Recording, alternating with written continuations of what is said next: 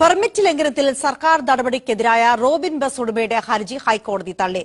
Robin ബസിന്റേത് നിയമലംഘനമാണെന്ന KSRTC വാദം കോടതി അംഗീകരിച്ചു. കോൺട്രാക്ട് കാരേജ് ബസ്സുകൾക്ക് ബോർഡ് വെച്ച് ആളെ കയറ്റാൻ അനുവാദമില്ലെന്നും കോടതി. ഒരു വർഷം നീണ്ട ഹൈക്കോടതിയുടെ നിയമ പോരാട്ടത്തിനാണ് ഇന്ന് അവസാനമായിരിക്കുന്നത്. സർക്കാർ നടപടികൾക്കെതിരായ റോബിൻ ബസ് ഉടമയുടെ ഹർജി ഹൈക്കോടതി തള്ളിയിരിക്കുകയാണ്. റോബിൻ ബസ് പെർമിറ്റ് ലംഘിച്ചാണ് പ്രവർത്തിക്കുന്നതെന്ന് ആരോപിച്ചായിരുന്നു സർക്കാരിന്റെ നടപടികൾ. തുടർച്ചയായ പിഴയടക്കലും അതോടൊപ്പം തന്നെ ബസ് പിടിച്ചെടുക്കലിലേക്കും ഒക്കെ കാര്യങ്ങൾ നേരിടുന്നു. ഇതിനെതിരെയാണ് റോബിൻ ബസ് ഉടമ ഹൈക്കോടതിയെ സമീപിച്ചത്. ഓൾ ഇന്ത്യ പെർമിറ്റ് ചട്ടത്തിലെ വ്യവസ്ഥകൾ പ്രകാരം തങ്ങൾക്ക് സർവീസ് നടത്താനുള്ള അധികാരമുണ്ടെന്നായിരുന്നു റോബിൻ ബസിന്റെ വാദം. എന്നാൽ ഈ വാദം ഇപ്പോൾ കോടതി തള്ളിയിരിക്കുകയാണ്.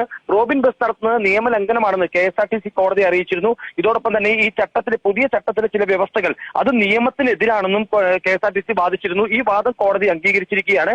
അതായത് കോൺട്രാക്ട് കാരേജ് ബസ്സുകൾക്ക് സ്റ്റേജ് കാരേജ് ബസ്സുകളെ പോലെ റോഡിൽ നിന്നും ആളുകളെ കയറ്റി ഇറക്കി കൊണ്ടുപോകാൻ സാധിക്കില്ല. എന്തെങ്കിലും ഒരു പ്രത്യേക സ്ഥലത്തേക്ക് സർവീസ് നടത്താം, ഒരു സ്ഥലത്തു നിന്നും മറ്റൊരു സ്ഥലത്തേക്ക് സർവീസ് നടത്താം. അത് ഒരു കോൺട്രാക്ടിന്റെ അടിസ്ഥാനത്തിലാണ്. അതുകൊണ്ടാണ് കോൺട്രാക്ട് കാരേജ് എന്ന പേര് വെക്കുന്നത്. സാധാരണയായി കെഎസ്ആർടിസി അടക്കമുള്ളവ സ്റ്റേജ് കാരേജ് ആണ് നടത്തുന്നത്. ബോർഡ് വെച്ച് ആളെ കയറ്റണമെങ്കിൽ അത് സ്റ്റേജ് കാരേജ് ബസ്സുകൾക്ക് മാത്രമേ സാധിക്കുമെന്നായിരുന്നു കെഎസ്ആർടിസിയുടെ വാദം. ഈ വാദം ഇപ്പോൾ കോടതി അംഗീകരിച്ചിരിക്കുകയാണ്. അതായത് റോബിൻ ബസ് ഉടമ നിലവിൽ പത്തനംതിട്ടയിൽ നിന്നും കോയമ്പത്തൂരിലേക്ക് സർവീസ് നടത്തിയിരുന്നു.